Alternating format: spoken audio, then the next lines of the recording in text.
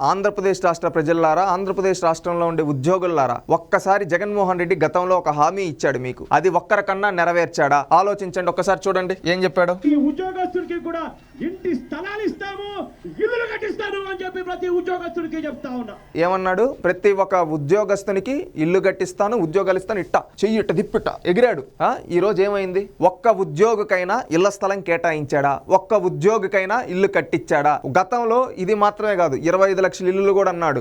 ఈయన లాస్ట్ చేసింది ఏంట్రా అంటే, ఈయన చెప్పినటివి చెయ్యకపోగా గతంలో చంద్రబాబు నాయుడు గారు ముఖ్యమంత్రిగా ఉండేటప్పుడు అమరావతి ప్రాంతంలో ఎంతో మందికి ఉద్యోగులకి భవనాలు కట్టిస్తే ఆ పనులు 80% పూర్తయింటే 20% పూర్తి చేయకుండా ఆపేశాడు. చంద్రబాబు నాయుడు గారి పైన కక్షతో ఉద్యోగుల పైన ఆయనకి ఎక్కడ పేరు వచ్చేస్తుందో అని చెప్పి ఉద్యోగుల పైన కూడా కక్ష పెట్టుకొని, ఈ విధంగా చంద్రబాబు నాయుడు గారి పైన కక్ష పెట్టుకొని ఆ ఇల్లులు కూడా ఆపేసాడు. ఈయన రాష్ట్రంలో ఒక్క ఇల్లు కూడా నిర్మించలేదు.